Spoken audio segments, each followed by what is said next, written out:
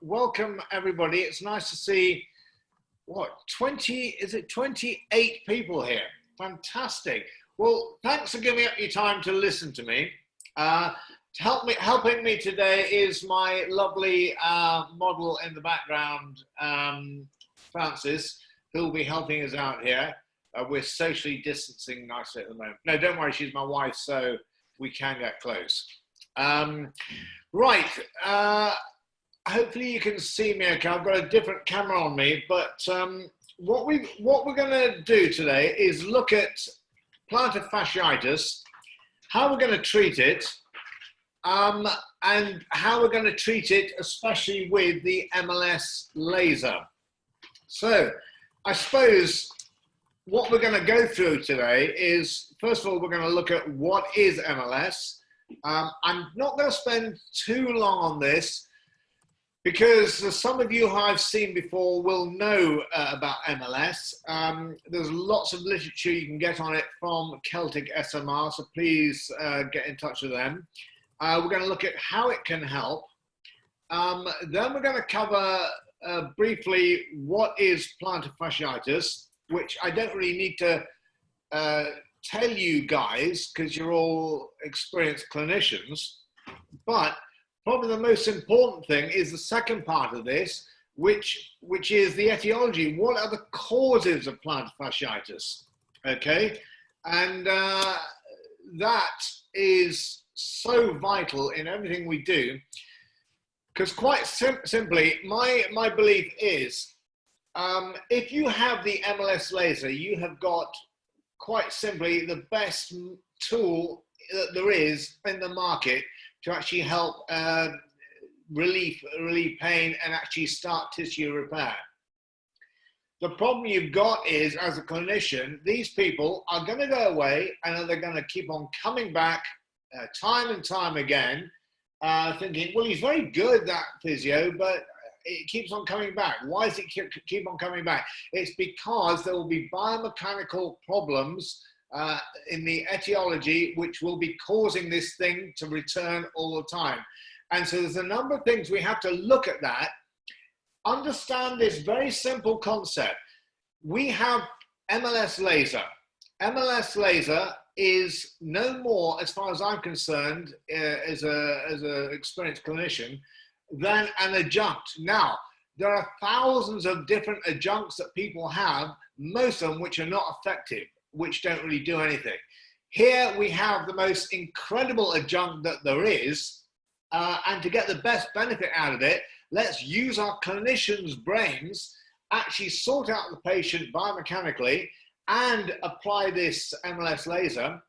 And I think the best advert you can ever have is a patient will never come back and see you again for exactly the same problem, because quite simply, you fixed it. And that's where your marketing tool comes in hugely, because people say, oh, I've had this physio, I've seen all these physios for my plantar fasciitis and it gets better, but it always comes back. I wonder why. Well, it comes back because it's not being fixed properly.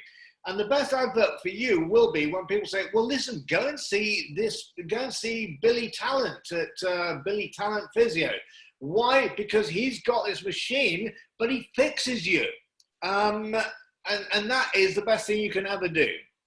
So let's, very quickly, I'm going to show this slide, just a very simple slide about the 10 benefits of laser. Hopefully it will come up. Let's have a look. Right. Phoebe, if you just give me a thumbs up, is that up on the screen? Brilliant. Okay. Right. 10 benefits of MLS, multi-wave lock system laser therapy. Right. Let's look at 1 and 2. Anti-inflammatory and 2, analgesic. Right. Automatically, with this system, and we'll go into how it works in a minute, but automatically you've got the two major problems, the biggest enemy of the physio and the podiatrist, which is pain. Pain is the killer, because pain is a muscle inhibitor.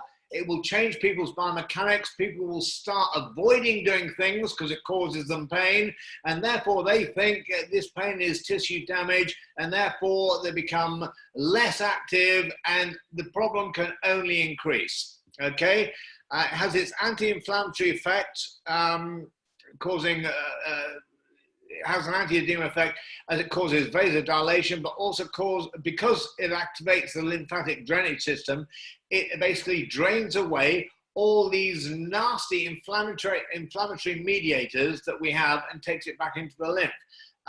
The analgesic effect, pretty amazing this. This is all to do with the two waves, the two widths of light that's used, 808 nanometers and 905 nanometers. It's the 905 nanometers which specifically works on an analgesic effect. It does this by sending in a super pulsed wave of infrared light at 905 nanometers, which has this effect to inhibits the pain axonal transfer, inhibits the pain pathway. So the brain is getting less messages saying terrible pain, which causes less inhibition. So that is one thing, but at the same time, if you are reducing inflammation, and all this will be done with the 808 nanometers width of light, you're getting the reduction of inflammation. Also at the 808 nanometers of light, you're getting tissue repair. We'll talk briefly about that later, how, and it's all to do with the creation of adenosine triphosphate and filling the cells with that. You're getting less inflammation, you're getting less edema, which are going to reduce the pain. You're getting tissue repair, which is going to reduce the pain. On top of this, you've got a specific wavelength of 905 nanometers, which is causing analgesia. So you have this most amazing tool at your hands. 3, accelerated tissue repair and cell growth. This is all done through the photons of light penetrating deeply into the tissue. This is all about, again, of getting the nutrients to the body, increasing vasodilation. You're getting more blood flow to the area. In particular, with the plantar fasciitis, which you're looking at today, it has a very, very poor blood supply. If you ever look at a cadaver of the plantar fascia, it's pretty glistening white because there is such little capillary invasion in there, and so blood supply to it is always a bit of a problem. 4, improved vascular activity, i.e. more blood flow. This is more of the mechanical effect. We're flushing through blood, we're getting the tissues to heal through getting more oxygen, and as I said before, this increase of ATP. 5, increased metabolic activity. It creates high outputs of specific enzymes, greater oxygen, and food particle loads for blood cells. 6, a little specific thing we'll look at in the treatment of plantar fascia, fasciitis, trigger points. Trigger points, I'll expand on later, but these are where you have particular muscles where there is within the muscle, there is a contraction, and the contraction is sustained and it cannot release because the sarcomeres at that area are overlapped, and what causes that is the neurotransmitter acetylcholine, which has got blocked in the motor end plate of just a few of these sarcomeres. Therefore, that muscle is just working like mad. You're getting a massive buildup of waste products. Something's appeared on my screen here. A massive buildup of waste products, which causes further pain. Further pain causes further muscle inhibition, and so on. It builds on itself. We've got a lovely little setting on this machine to actually treat trigger points as well. And trigger points are something which are often overlooked massively. Very important to do those as well. Reduce fibrous tissue formation. Reduces this is more for something else, but you know, other areas, but it will reduce formation of scar tissue. So if you've had surgery, when we're treating the scars afterwards, it will just make these repairs so much quicker. Improved nerve function, don't want to dwell on that, but yes, pretty phenomenal stuff. Especially for podiatrists. If you're dealing with people with diabetic neuropathies, you can actually get these poor diabetics who haven't had feeling in their toes within a very short period of just working down the perineal nerve and muscle and into the feet, scanning down there. You can actually start getting them to get feeling back in their toes. So pretty amazing stuff. Immunoregulation and faster wound healing. Let's not go too much on there because we are looking today at plantar fasciitis. So, 3, 2, 1. I'm back in the room. I'm back in the room, yeah? Yep. Good. Right. So, let's have a quick look at the etiology of plantar fasciitis. So, I'm not, as I said to you, what is plantar fasciitis? I'm not going to teach you guys how to suck eggs. We all know that it is this specific large piece of fascia which can become inflamed with little micro tears in it, and it can become incredibly painful. I think statistics have it that at least 10% of the population will at some stage suffer from plantar fasciitis or heel pain of some kind.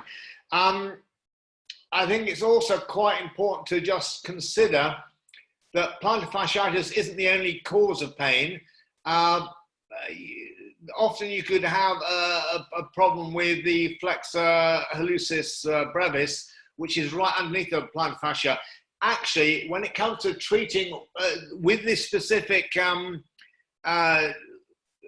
etiology and stuff we would do for the etiology, that would change. But in terms of treatment with the laser, it's going to be exactly the same because we're going to go to exactly the same point and treat it in the same way. So the plantar fascia, plantar fasciitis, you know what it is, but let's consider the plantar fascia. Big, triangular piece of fascia, very thick, but it's really made up of 3 parts. And probably the part which is most affected is always the medial side of this, because we have so many problems, especially foot pronation, dropping, weak arches, foot dropping down, which will automatically always put extra pressure on the foot. So we have our foot here, okay? You've got your plantar fascia all underneath here, like that. If your foot just drops down, boom, it actually causes a huge pressure on this plantar fascia.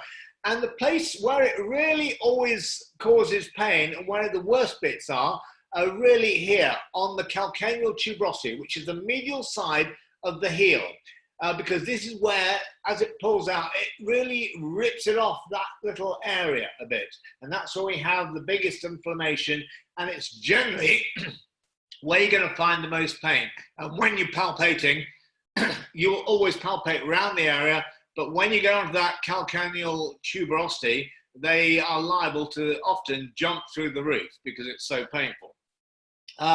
When we treat as well, we will also look down at the origins down here into the insertion up here. But we've got to consider all the other things that are involved in this. Right, what am I on about? Well, continuing the etiology and epidemiology, plantar fasciitis is pain caused by degenerative irritation at the insertion, which I said, the calcaneal tuberosity. on the medial process of the heel. It's multifactorial. Most cases arise from overuse, stress. Sometimes it can be caused by trauma, and about, as I said, 10% of the country will at some stage suffer from this. Right, it occurs more commonly if you have excessive pronation. Excessive pronation can be due to just a weakness in the arch, or it can be from another thing called femoral anteversion. Don't worry, we're going to show you exactly what all this is. People with very low arches sometimes have it, or very high arches, because the real pull as the foot drops really causes pressure on that plantar fascia. People who do an awful lot of standing or long runs, especially on hard surfaces, they're people who often have problems. Another slight disconcerting fact is, which we don't want to get confused with plantar fasciitis, but is heel fat pad atrophy. And funnily enough, that affects people as they get older. But there was an article just yesterday in the Telegraph, in the Times, which was talking about heel fat pad atrophy, but also the problem with plantar fasciitis. And it went through a couple of things, which I'm going to explain to you today, which are just very important. I've always brought into my practice. Plantar fasciitis will often occur more often if you're overweight. BMI, you've got extra pressure pushing down on that heel area. If you don't wear shoes which are fitting well, training errors. If you suddenly go, always remember, tissues adapt to stresses you put them under. If you stress something too much, it's going to fail. And a big problem is somebody starts training, they go out training from regularly doing 3 to 5 miles, and they suddenly go and do a 12, 15-mile run. Well, you're just asking for trouble because you haven't adapted the tissues as time goes on. What have I got here? There's stuff like leg length discrepancy. Let's not worry about that. But excessive femoral anteversion, which I mentioned before, that will just change your biomechanics and will get the knees coming in and the foot flattening down too much. Right. Other things, finally, just to talk about what plantar fasciitis is all involved in, tightness of the Achilles tendon. Your gastrocnemius, your soleus, your basically your plantar flexor muscles, they all come down, join onto the calcaneus, which actually then make a continuous piece of fascia with that plantar fascia. If you have tightness in that area, you're going to have some excessive tightness in the plantar fascia as well. There is another thing which they often talk about is people who have reduced dorsiflexion. Well, you have reduced dorsiflexion because you've got tightness in the Achilles tendon. Your foot can't come up. So those are big problems. Right. I think we've covered that enough at the moment. Let's quickly get on to having a look at our lovely little machine. If we look at our machine first, and then before we treat, we'll actually then go on, sort out some biomechanical problems, and then we'll treat. So hopefully that's okay with you guys. Here we have the laser already. I've got the laser here. Let's try and get this in the right place. I've got the laser here, and we've also got the Charlie head on here as well. What I will show you is how we can use the Charlie head as well. Often on plantar fasciitis, I'd probably just use the wand, as we call it, the handpiece. But we can save a bit of time by using the Charlie head as well. there is, I know from the manufacturers, Acer, they have a strong belief that just using the Charlie head as well does improve results. I haven't done any specific testing with this. I just get good results anyway. But I think it's actually because we look at the whole body as opposed to just purely that problem. What was it Tony Blair used to say? Tough on crime, tough on the cause of crime. Well, forget Tony Blair because he's a numpty. But when it comes down to tissue repair, it's tough on the problem, tough on the causes of the problem, the etiology. If we don't sort that out, the problem will always return. So here's our lovely laser.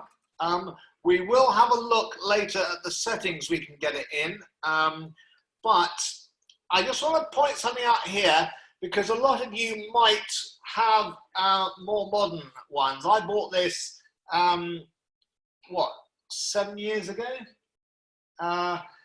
Hopefully that's in focus.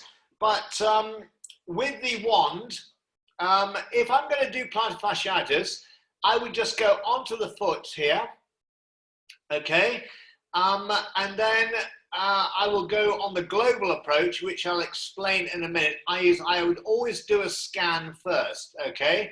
Generally with plantar fasciitis, it's going to be more of a chronic problem, so we'll go chronic.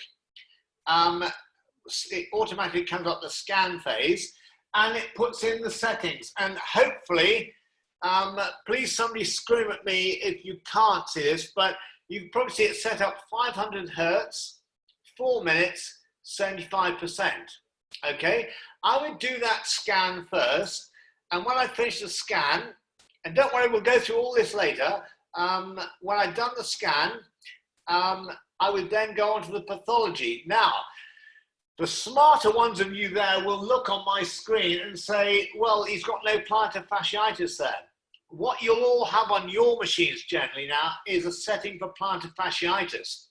But for me, even if I had it, I probably wouldn't use it because the setting on here is for a 10-minute scan at 700 Hertz at 100% intensity as opposed to slightly lower intensity. And that's what it is. And you cover all the global areas, i.e. the problem area and the areas of all the muscles which are concerned with this. I don't do that because I do the scan first, which is causing vasodilation, increased blood flow, loosening the muscles in all the areas around there. And then I go on to just an Achilles tendonitis setting. So if somebody has this other system, which I've got here, just use this because we've got to use our brains on this one. Again, we're actually here, 700 Hertz, 7 minutes, 50%. If it's very chronic, you could probably get up to 75%. And it'll give you your joules here. Now, what it's saying at the end is 9.76 joules per square centimetre, which is slightly more than,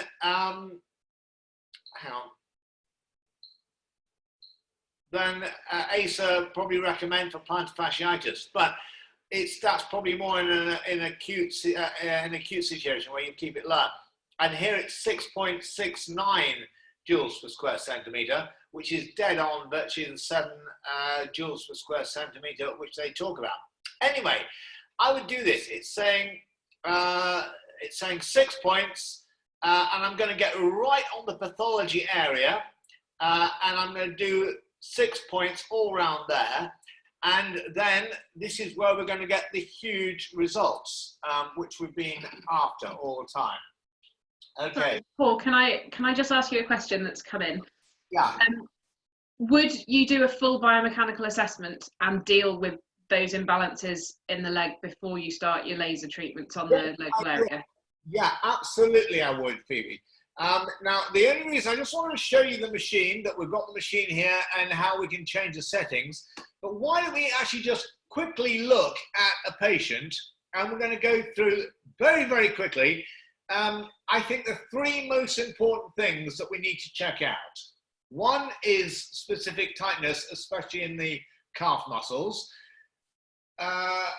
Another is mobility of the heel joint itself. Is that moving? Because if it's not, then you've got an extra rigidity on the foot, on the plantar fascia.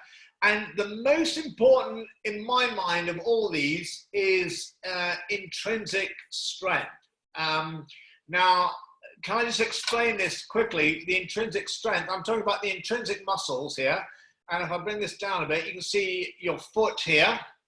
The intrinsics, what we're talking about the intrinsics are the muscles between the metatarsals here. Absolutely vital, because if we have weakness in those metatarsals, in the intrinsic muscles here, what that does is when we weight bear, which we're doing all the time, and we don't have correct arch support or anything like that, what happens is the foot just drops down like that, okay? That causes the massive pull then on the calcaneal tuberosity, and this to me is probably the most important thing to assess, and it's very, very easy to do. In fact, we can probably start with that first. So if I can bring my lovely assistant, Debbie McGee, over here. Debbie, please join us over here. What I do is I get my patient just to sit, if you sit down here, and get her down in a position where her feet are just touching the ground, okay? Right. The simplest little test in the world. She's got problems with the right foot, let's say. We test both feet. We haven't got time for that. What you do is just get a towel, flat towel down on the floor, okay? Right now, what you say to the patient is, I'd like you to grip that towel with your toes and lift it up. Okay? And we've got a slightly pathetic situation here where she can't lift it up at all. So we have, that automatically tells me we've got massive weakness in the intrinsic muscles. Just to show you what I'm talking about, I've got socks on, so it should be impossible if I get that flat there. What I want them to do is grip it with the toes and lift up the towel like that. Do you see? And she can't do that. So we've got huge tightness, huge weakness in the intrinsic muscles. What I would do, instead of wasting time, I would give her a little exercise to do straight away, which is scrunch up that towel. So when she's watching Coronation Street at night, just get scrunching up that towel like mad. At first it will be pretty poor, but the more she's doing that, she'll get increased strength in the intrinsic. So I'll just show you what I would want. Just get the towel down there and then just start scrunching up this towel, boom, like that. Now you've got to understand that this isn't going to happen overnight, but by putting the work in, you'll get changes. Again, my biggest slogan, which I use to everybody, is very simple. Tissues adapt to stresses you put them under. If you don't stress them, they don't change. If you stress something far too much, which we talked about by people going from 3 miles to 15 miles, the tissues will fail. But what you've got to do is, you've got to do so much more work on these things than you would normally expect. Just work them, and the tissues, I can guarantee you 100%, and I guarantee you or your money back, the tissues will adapt, because tissues adapt to stress if you put them under. Okay, right, that's the first bit. That's your intrinsic strength. The other thing I'll always check them for is tightness of the calf muscles. Again, particularly the soleus, but it's very, very simple. If I can just set this up here, I'm going to bring this round to the door. Bring that down a bit. The reason I'm going to the door is we can make it, it's a flat area where we can get the patient up. And I bring the patient up here. Let me just check we can see there. Right, and we want to do a basic knee to wall setting. What you need as well is your little tape measure. You want the patient, see how far away they can be, heel stays on the ground, and the knee can still touch the wall. Be very strict about this. You go on the center. Bring your foot up here. Okay, go forward onto the wall. Let's see if you can reach there. Right, just we're getting a bit of right. Okay, come back, straighten up. Come back a centimetre. Try that. Right, we're just getting a bit of lift on the heel at this stage, so I would say that's your limit. So just straighten up. But this is fine. This patient is 9.5 centimetres. Okay, so 9.5 centimetres is perfectly okay. 9.5 centimetres is within the realms of what we allow. It should be between 8 and 12 centimetres. If it's not, if it's less than 8, then they have tightness in that calf muscle. And therefore, we have to give them a full gastroc and soleus strengthening program. And again, going back to what I talked about, it's no good them doing a quick stretch once a day. It's not going to change it. Tissues adapt to stresses you put them under. If you don't stress them enough, they will not change. So I have a rule for stretching. I will teach them a specific stretch to how to stretch both these muscles. And for each of those muscles, they apply the rule of 5s. And the rule of 5s is very simple. There's a clue in the name. How many times a day should you stretch? 5. Yeah, 5. See, she's got it right. And how many repetitions of the stretch do you do on those 5 occasions? 5. Check out the big brain here. And when you get to the point where you really feel the stretch, how long do you hold for? 5. No, not 5 seconds. You hold for 30 seconds. 30 seconds, it still fits in the rule of 5s, because 5 5s are? 25. 25 plus 5 is 30. So always with your stretching, to make these tissues adapt, 5 times a day, 5 repetitions, okay, and hold for 5 times 5 plus 5. Perfect, rule of 5s, you can't go wrong. Okay, right, last thing I'm going to really check for is what I talked about, mobility of the foot. You can generally see this. Well, if I just bring my foot back here, there's various so many little joints in here, but the one which is really particularly annoying for us is the subtalar joint. Okay, the subtalar joint is this weird looking thing between the talus here and the calcaneus here. And this is so involved in eversion, glides underneath here. And you'll probably find it'll be very stiff on a patient with plantar fasciitis. So we want to get this thing moving so we can get something happening to here.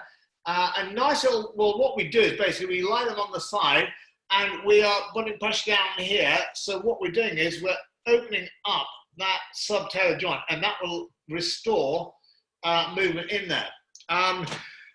I'm not saying every patient, see my patient just here, her gastrocnemius and soleus length was perfect. She didn't have a problem there, but she would be working massively on the foot scrunching to increase intrinsic strength. And the other thing we would do is we will do a subtalar mobilization. Right. Ah, perfect. Right, so let's say it's your right foot. Could you lie on your left hand, lie on your right hand side? Lie on your right hand side over feet down here. So, patience down there. I'm just going to bring this up a tiny bit. The thing to have here is a seatbelt, okay? Brilliant little contraption. Have your patient bend their leg around here, really bend the knee quite a lot, because what you want to do is you want to get your seatbelt round here and round the knee. Oh, let's keep it back. Right, so get right up there, and then can you see this? Hopefully you can see this. Right, you can see it, we've got it round the knee and round the foot. Bring this up to the metatarsophalangeal joint, which is starting to bring us right up into dorsiflexion. Then what we want to do is get them to put their other leg back down on that one, keep the weight down there. Bring this foot out here, bring it out so you're starting to get some real forced dorsiflexion on here. Get a little rolled up towel underneath. This should not cause any pain. It looks pretty violent, but it's not violent at all. Get this underneath here, underneath the ankle there, and then bring it right out so we're really getting a stretch on here, and then just little sets of pressure down. Boom, there. Nice little movement here. This is fantastic. 8, 9, 10. Okay, after 10, bring the foot back, take the pressure off there, time to wiggle the foot around a bit. Okay, then back into here, underneath there, bring it out again, underneath there, and whoa, yeah, this is brilliant. You can often get, you might hear a very slight little negative pressure click as the subtalar joint opens up, and for the first time in ages, you get some movement in there.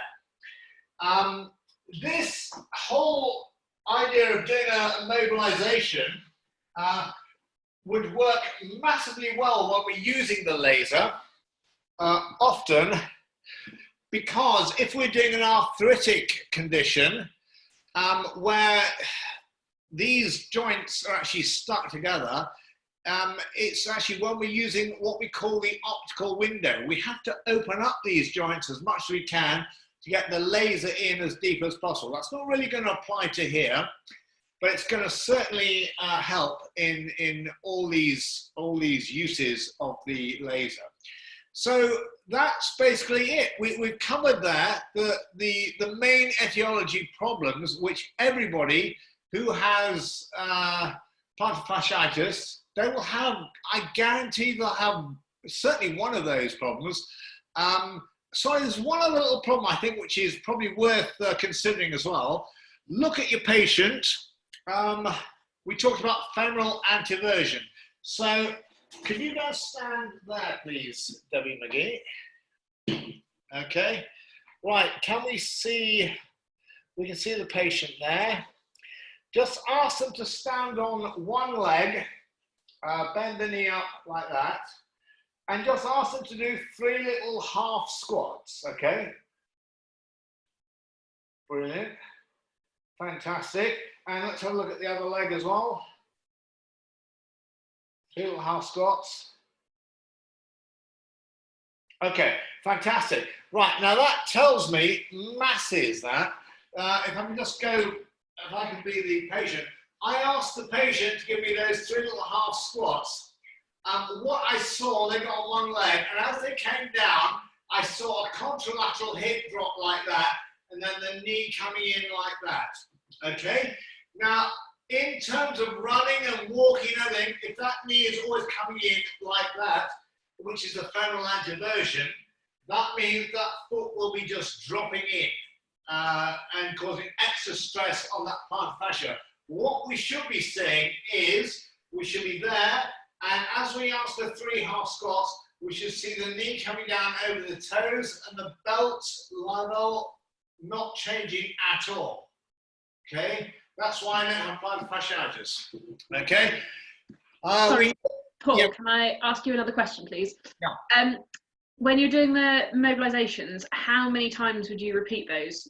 I'd probably do 3 lots of 10, and it won't take long. Just it's a lovely little gentle 1, 2, 3, 4, 5, 6, 7, 8, 9, 10.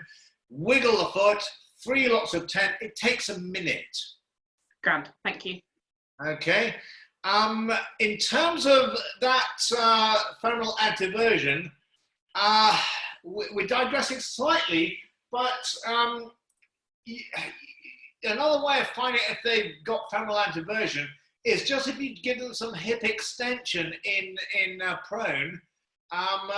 If they're hamstring dominant, there will be femoral anteversion. They should be glute dominant. Just to show you quickly what I mean, if you can line your front, come down the other way.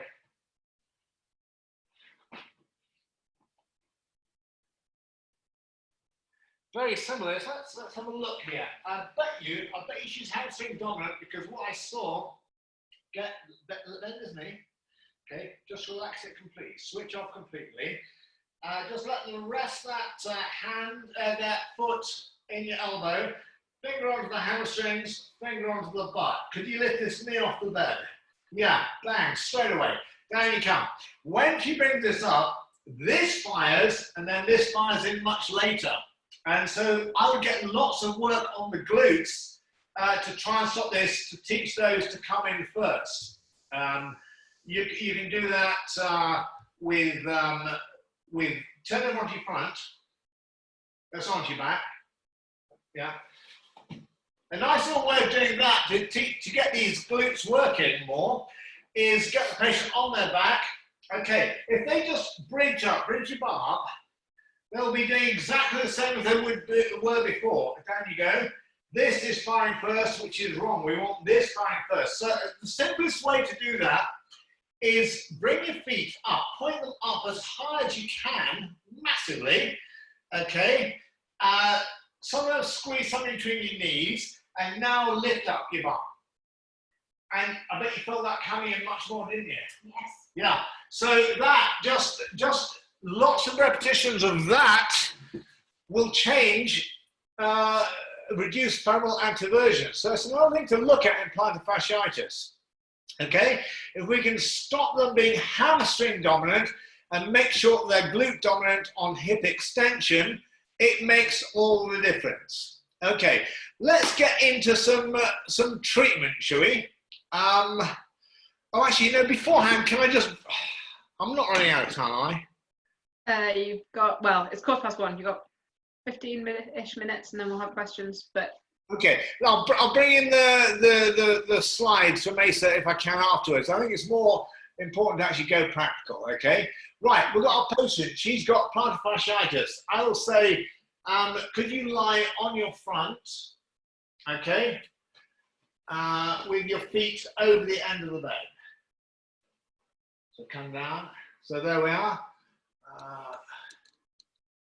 That's beautiful there. We're gonna just bring this up a tiny bit. Right, what we're gonna do, we're gonna do the, we'll do this like it's closer. Oh no, we'll do this one because you can see more. Okay, two ways of going about this. We're not gonna spend the whole time using the treatment because the treatment is set up on the machine how you do it. So we'll do some basic stuff. Most importantly, I think, is safety.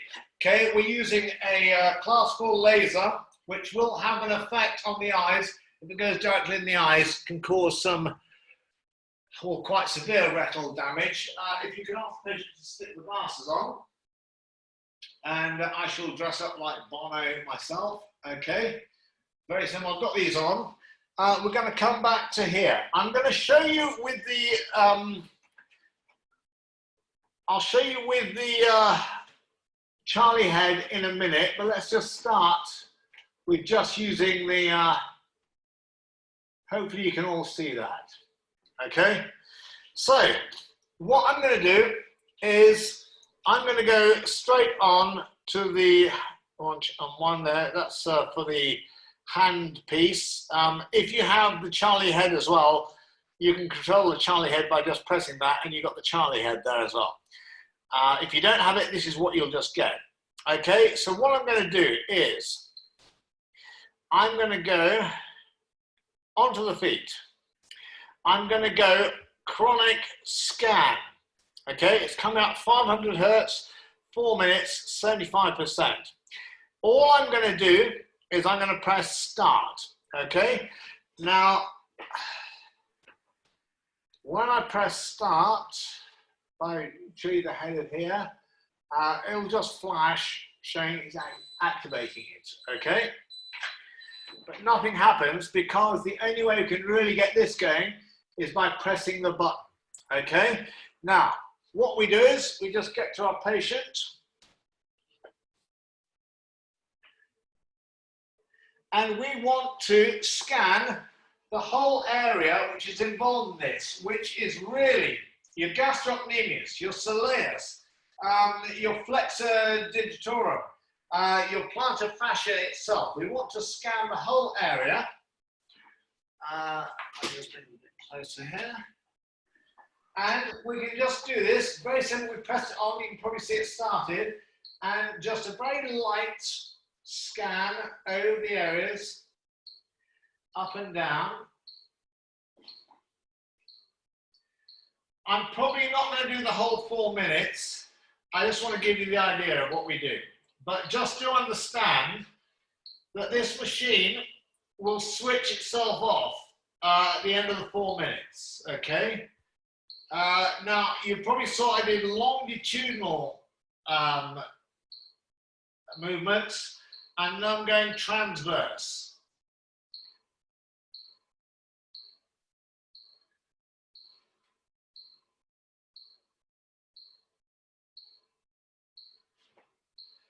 And I'm going to go over the heel area.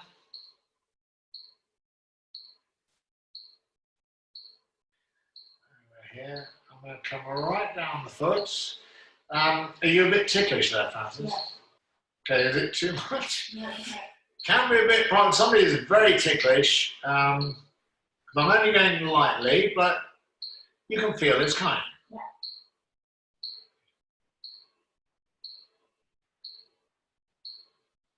Again, longitudinal and transverse.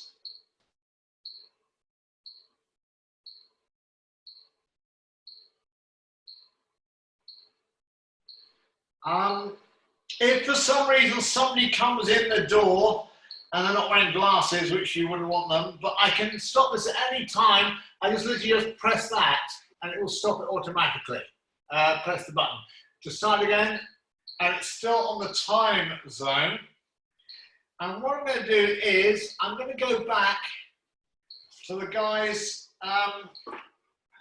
bring this into here, and you'll probably see what's happening here.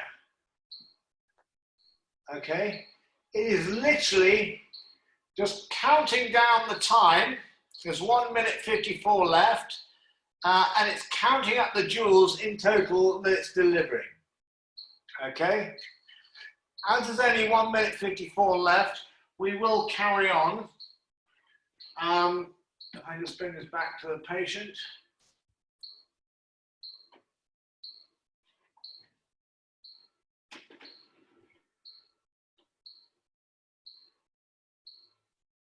And we carry on, because what it will do is, for those who don't have the machine, it's worth seeing this, it will just switch itself off. It's very, very simple.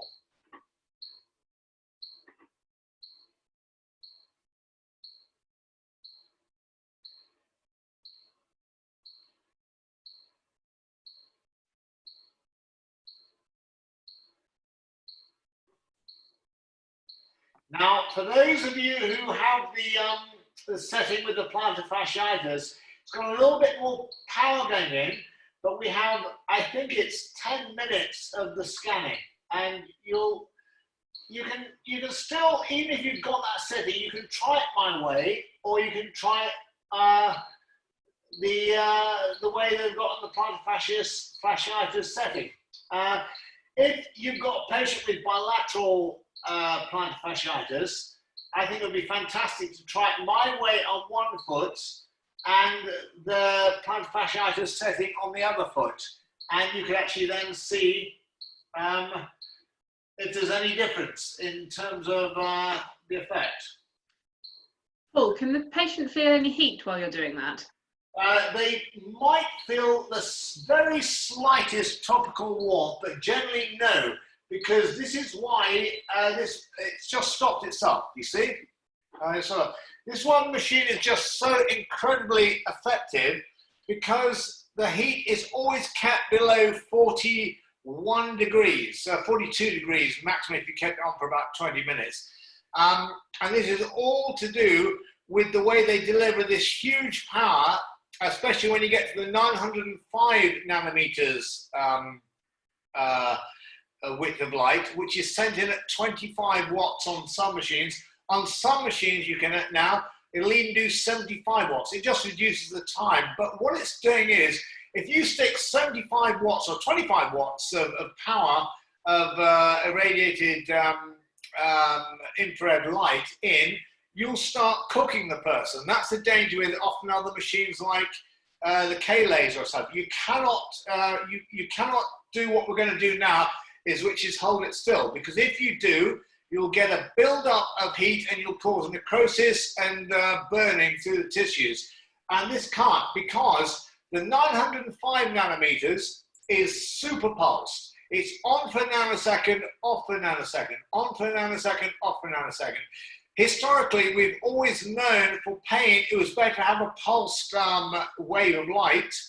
This is super pulsed, so the tissues heat, cool, heat, cool, heat, cool, heat, cool. So you get this massive delivery of power and infrared light, but you're not getting the danger of the thermal damage.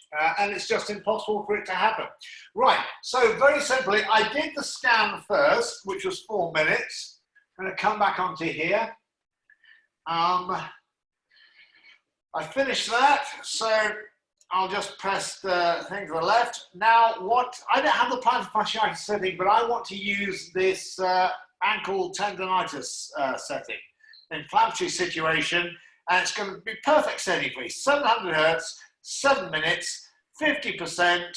So the total treatment time will be 11 minutes, and I'll show you why that's quite good, because we can actually bring the Charlie head and reduce the whole time probably down to about 7 minutes anyway. But I set it on here now. What I do is I press start. Again, you can probably see I've got the head here. It will just go, just flash it, tell you we're activating. Okay, but it's off. Okay, so what we do now is we go, oh, sorry. Right, can we see the foot nicely there? Right, I'm just going to come around the patient here. Right, when we palpated earlier, we'll probably find some tenderness, medial arch generally. Generally, you don't find too much pain down here, but you sort of get some of the medial arch, but this is where you get the pain. On the calcaneal tuberosity, just in there, you feel in here, feel around, and oh God, no, that's killing me. Okay, and this is generally where it is. So I know where that is. I'm just going to get this on here, and I'm going to press the button. There.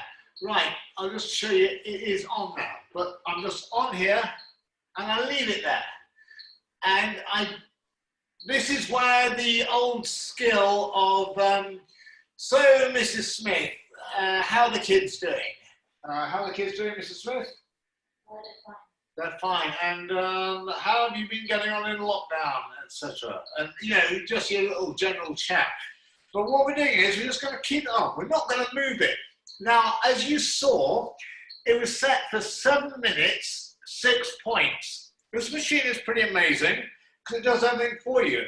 So it means that this will be going on now for about 1.25 minutes each point, and it will stop itself automatically.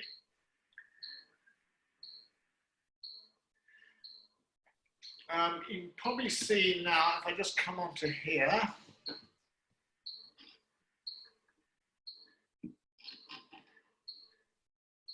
it's counting down, but you can probably see it does say 6 points, but now it's just stopped itself. Having stopped counting, and it's now gone to 5 points. Why? Because there's only 5 points left. So what we do now is we go back onto the patient, and that's where we were. I'm just going to go all the areas around here which are particularly sore.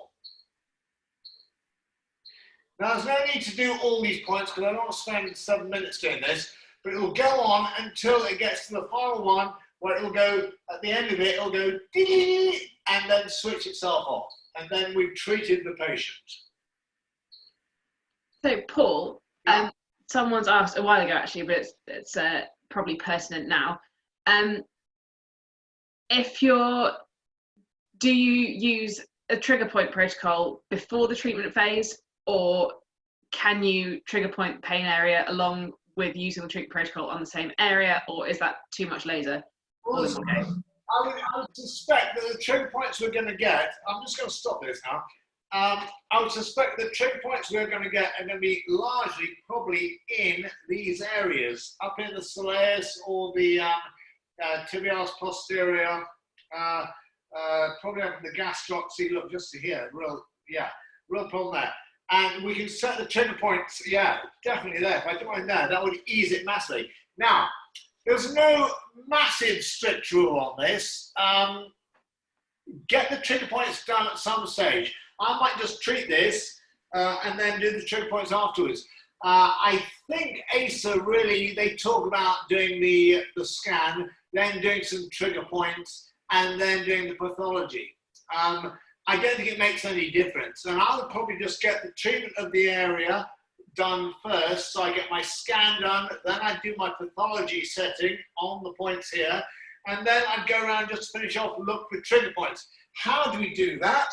Incredibly simple. So we're just going to get back onto here. We go onto there. Well, I stopped this early, but that's not very good. That's not too bad. Stop here. What we're going to do is we'll look at trigger points. So I press trigger points. I press trigger points. It comes up acute. Leave that acute because trigger points by their very nature are generally acute. You could go chronic, it will change the setting. But you'll see here, 100 hertz, 20 seconds, 25%. Okay, all I do here is I press start, usual rules, it's just going there like that, but it's going on for literally 20 seconds. So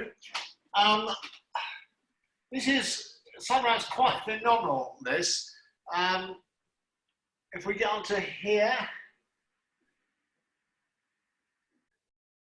okay, now we have this, right in here, bang. Okay, just relax. Let's get this on here.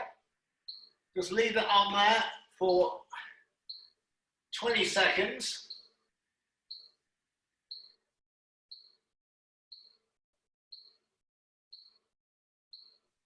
Uh, 20 seconds is quite a long time really when you're just waiting for it. Just stops, okay, get in there, measure again. She's actually a little bit, but she's actually, does that feel a little bit less? A little bit, okay. Do it 2 or 3 of these and you will get quite a marked difference.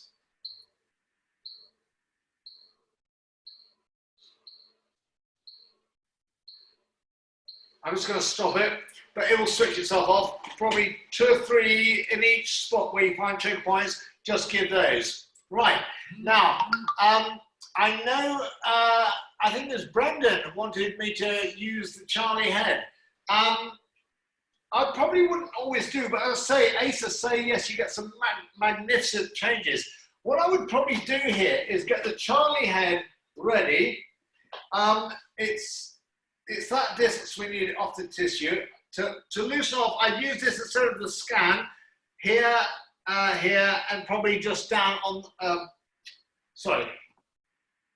here, here, and just down on the here. And when I'm still working here at the same time with the pathology setting. So it's just choosing the correct setting for this, or the nearest setting we can do. What I'd probably do is get on here. If you can see that. I'd stop here. I'd go on to the Charlie head. Charlie head, we're going to go on this area first. Talk about muscle contraction. That's generally, it'll be probably about the same, because if you remember, it's slightly higher hertz and higher time. I'd probably just bring this down a bit. So to bring that down, I'll put 03 minutes. Okay, 3 minutes.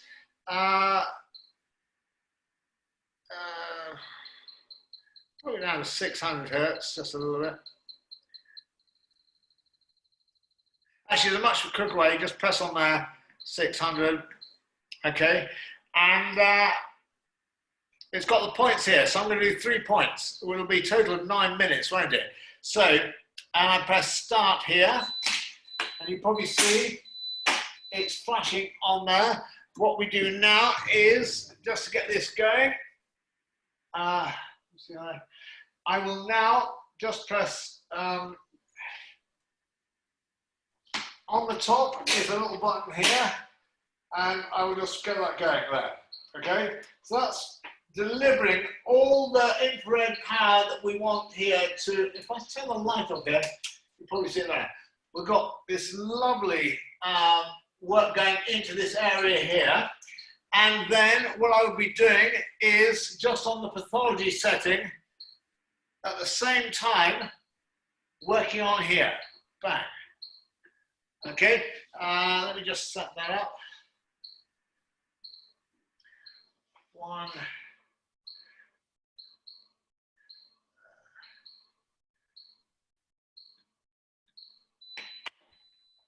So, right, and there we go. Bang, we've got that going there. You can see that, and we've got that going there. And when the 3 minutes finish there, it will just switch itself off, bring it down to the next bit we talked about, like that. Okay, and then finally, while we're still going around here with this other stuff, you probably bring it. Oh, it's going to catch on there. Hang on. Too many wires around here.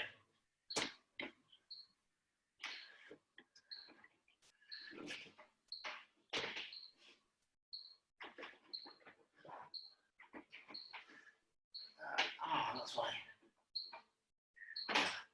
So yeah, it's on there, and then finally I bring it down to here when it's stopped again, and I bring it onto there.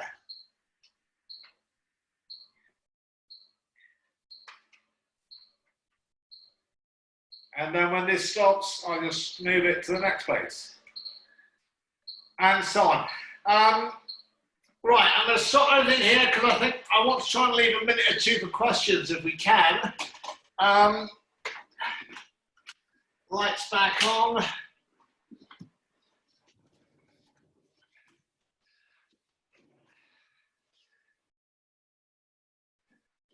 Everything switched off. We're back in the room.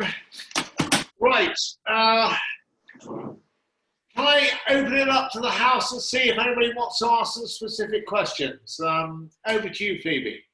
Great. I've got one I've been sitting on because I thought you were concentrating a bit.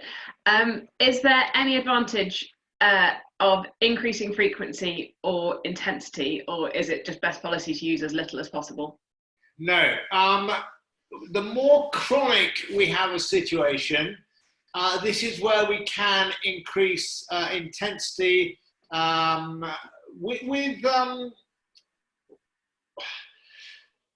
The delivering of power is all about joules. Generally, you'll find in more watery tissues, you'll find that we keep the hertz higher. In more solid tissues, we keep the hertz a little bit lower. And that all affects on the mechanical effect, whether we want to move stuff around more. Where we're talking about the power coming to you is through the joules per square centimeter, or total joules. Now, if I can just show you something very quickly here. What we have to do is make sure we don't go absolutely mental with the joules, because we can actually stick these things, really putting huge amounts of power in there. The problem being, if you actually whack in far too much power in the situation that doesn't require it, and generally you'll find more chronic problems will need more power, lower acute situations need less power, okay? But if I can just show you over here, we get onto here.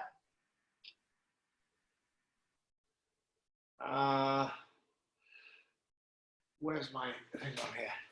Right, I'm just going to stop this. This was all set out. I just stopped it on the handpiece, so we're off here. Let's just take this this setting one, ankle tendonitis, which I was using for the plantar fasciitis. Can you see that on the? You should be able to see that on the screen. It's saying 700 hertz, 7 minutes, 50%. And it's 6.69 joules, roughly joules per square centimetre. That is in the area which they wanted ASA recommend, okay? However, you want to put in a bit more. It's very simple because all we'd have to do is we go up with the power, okay? Now we're up to 9.76 joules per square centimetre. If we're getting really macho, we could go up to here. 12.82 joules per square centimetre. We're getting quite big on this, aren't we? So, however, if you are being totally ultra macho, what we have to do, what we just want to do here is just press this CPW. And if I press that CPW, you'll see these hertz disappear, okay? But now look what's happened to that. 26.13 joules per square centimetre going to that area. Now, you might think that is good. It's not necessarily good because what you can cause, especially in a more acute situation, is if you whack far too many joules in these things, you'll get what they term a rebound effect. The rebound effect is the patient might leave saying, well, God, actually, the next day say it feels a bit worse.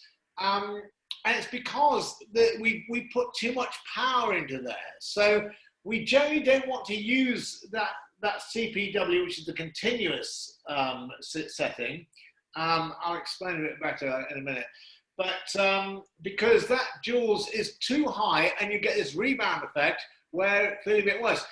You must always tell the patient not to panic about it. If it was worse, you'd always expect them to feel slightly better within 24 hours. If it was slightly worse, it's not a massive thing because it's most likely the rebound effect. You put too much power in there. If you put too much power in there, don't panic because within 24 hours, 48 hours, it will be back to where it was before and we start again. But you will have made annotations in your notes. What was the power? What was the setting you used for this? And you'll know to reduce it. But really, to get that response would mean that you've been, you know, some bloody ultra macho person trying to stick in as much power as you possibly can, which isn't the most effective thing to do. Hopefully that makes some sense to you. Is there like a chart to follow, or do you just kind of learn as you go along? The chart to follow is really the settings on the machine. This has been set up so well. So what I was saying is that we would always start really, I think it's always set up very much for an acute situation or more of an acute situation than chronic. But what ankle tendinosis we set up there. Have I put it back? Yeah. 7 minutes, 50%. The one thing you could just do is add a little bit more, but I wouldn't, because these people at ASA have pretty much done an awful lot of research and they know the best settings for these different pathologies. So I would stick to it. You've always got the ability, if you've got an incredibly chronic situation, yes, you might need some more power in there, and you've got easily different ways of increasing that. So yeah, the manual you follow is the manual which this gives you. This gives you everything. So if we're going to a contusion there, your hematoma here, well, you see probably here, it's gone straight away. This is what they recommend in a hemorrhage situation. 1500, 5 minutes, 50%. You can always change these things, but don't necessarily change it. If it ain't broke, don't fix it, is the saying. Great, thank you. Is the treatment equally effective for chronic plantar fasciitis? Yes, Great. phenomenally so. This is where you might try it with the settings that are given you here straight away. You might want to put a bit extra power in the chronic situation. So with all these treatments that we do, what we recommend is probably up to 6 treatments. You'll get some pretty amazing results. And if possible, we want to try and do those 6 treatments in a 3-2-1 basis, i.e. 3 times the first week if you can, twice the second week, and 1 time the third week. So over 3 weeks, we've given them 6 sessions, and they will see a massive difference. Now, I would probably always, unless it's an incredibly chronic thing, I'd probably start off with the setting they give us. If we feel for the next time they come back 2 days later, let's say, that there has been no change, then probably give it a little bit extra. And so always make a little note in your notes, the felt improvement with the extra power or not, and then you'll know where you're going with this. What we want to look at is,